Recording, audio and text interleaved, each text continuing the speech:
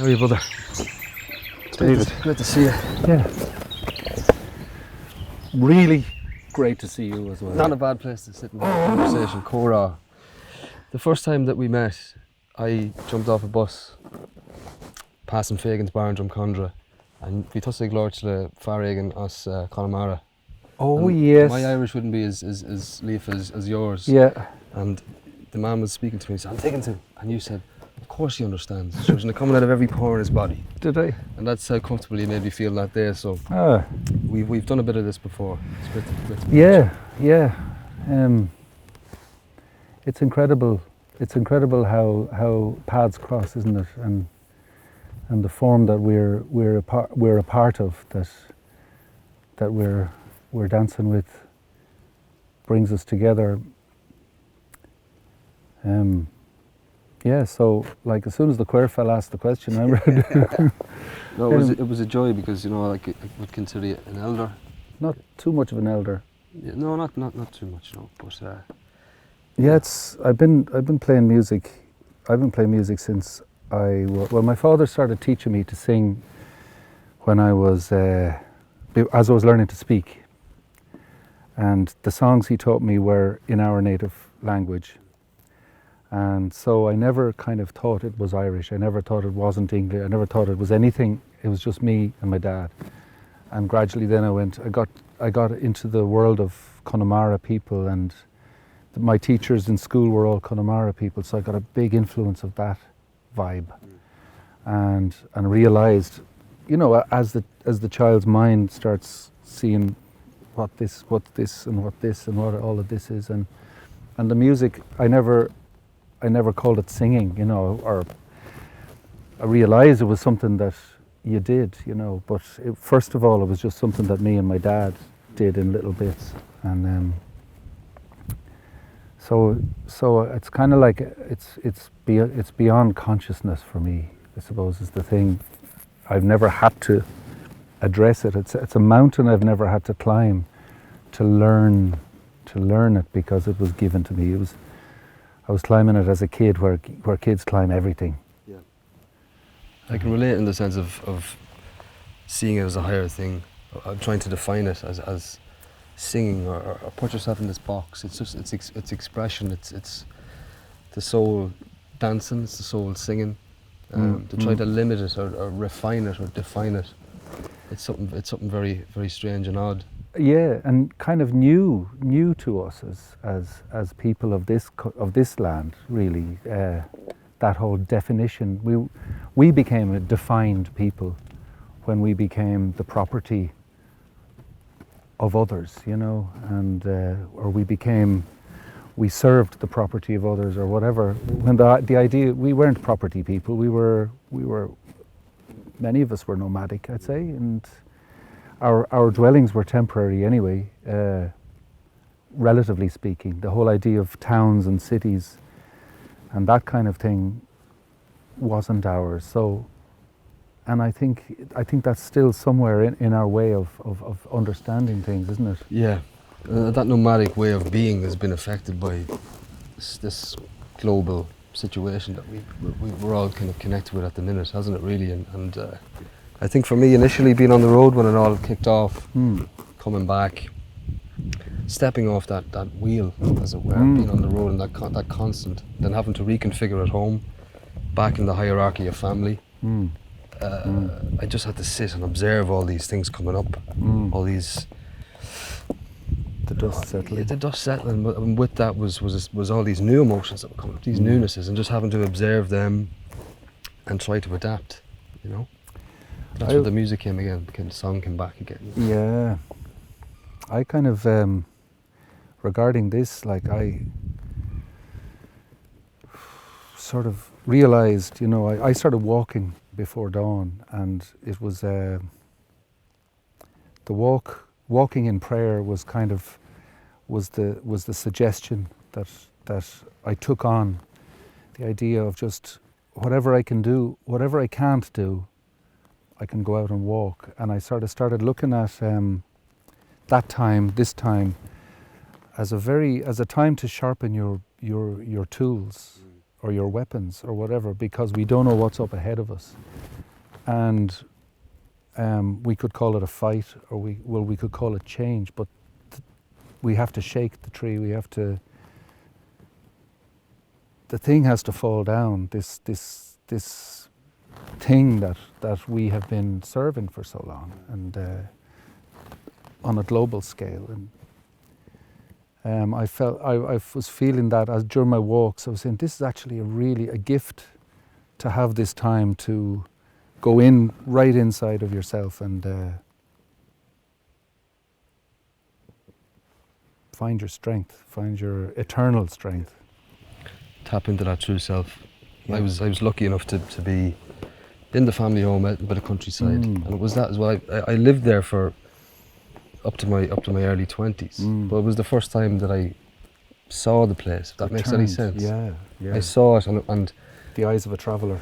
Yeah, and all the kind of maybe grievances that I would have held, you know, from triggers that were there as a child. Thought processes. They were dissipated because I was just glad to be there. I was grateful to be there, grateful to have the space, and grateful to share that time with family and to see them through the traveller's eyes as well, and to see myself removed from the person that's just on the road all the time. I had to be a friend then to myself and build that new relationship with me, rather than just the guy on the road up on the stage. Yeah, you know? And that was new for me, because I was faced with that. Yeah, you found a safe place on the road. Yeah, so much of my identity was wrapped up in that. Yeah, and then I'm just I'm hit with this. No, you have to sit. You're forced now to sit with self and really observe what's coming up, and it's uncomfortable and it's rewarding, but you know, if I can just sit through it. So it's been relentless, but I'm grateful for it. You know, the sacred pains, as a fellow once said. You know? Yeah. I liked too the fact that that everybody was limited to 2.5 kilometers terrain, and so you know everyone was forced to love their bit, their little bit of their patch, whatever it was, and I saw somebody mention, you know, you can always see the sunrise and you can always see the sunset, and so we can all, apart from the incarcerated, everybody can see the light come in and see the light leave, and it's kind of like, again, it's a very simple thing to just go, well, I can always do that. So I started getting up at 4:30, 5 in the morning, and finding my head clearing. You know, 20 minutes into a walk, my head was clear, and I was blissed. You know, getting blissful feelings. Turning a corner and seeing the sun just come through. You know, and the different colour and the fox and what all these things. The walk and everybody, every human being has this. I can only speak for myself and say that, you know, my role for me is just to tell the truth to myself. You know, because if I don't tell the truth to myself, or you know, set out to discover the truth in song or in writing or in thought, then I'm being untruthful to myself, and then I become unwell, and I'm no good to anybody else if I'm unwell. So I have to try to aim to tell the truth in the songs and in the writing, to stay well for myself. And then I can see a bit, like you spoke about, like the return of sight. I can see clearer then, because for me, after when I'm in a flow with writing or with the songs, clarity is invoked. You get a big heavy dose of clarity, and then I can observe what's going on, because we all observe what's going on within us and then around us. And my interpretation of that is usually a song, because everything is vented into that. Because the song brings me into the absolute presence, and I can see, and the static is kind of removed. So I think during this time, it's just to be able to tell the truth, because there was moments during this, and there will be moments again, where that sense of static comes back, and that sense of being polluted comes back, and that sense of confusion comes back and anxiety comes back. But then for me, that's always a flag. Trigger. Or a flag or a signpost to go, no, you need to spew a bit more now, you need to vent a bit more. You need to tell the truth. Even if you are struggling, you need to tell the truth about it. Because that's the only way for me I've found. And I've tried many methods, but that's the best method, the most holistic method to stay well, is to try to tell the truth and to clear away the smog. You know? But we're all fallible, and we're just human beings trying our best, you know. Yeah. Yeah, and we've been living in, we are living in systems, town systems, council systems, county systems, colonial systems, school systems, and constantly trying to remember what came before them. And yeah, I thought, I'm going to die if I can't be doing gigs. Yeah. I really thought, because it's my fire, it's the medicine molecules just start dancing. And so the walking thing completely turned that around, and I realized, anyway, the biggest song for me that I'm going to write is inside of me, that I'll sing it internally, really. And whatever comes out, comes out.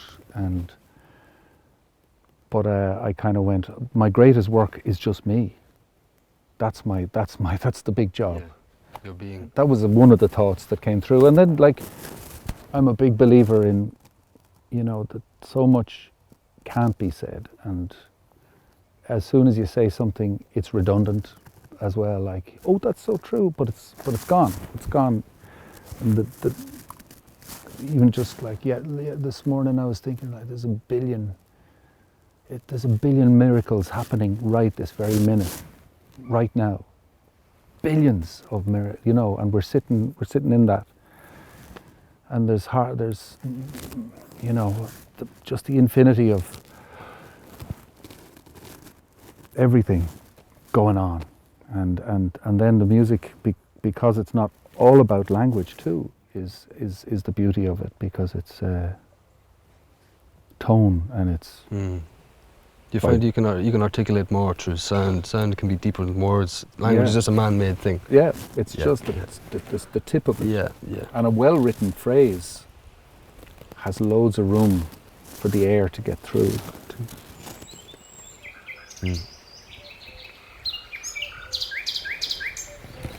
I might give this pint a home, if it's all right. Yeah.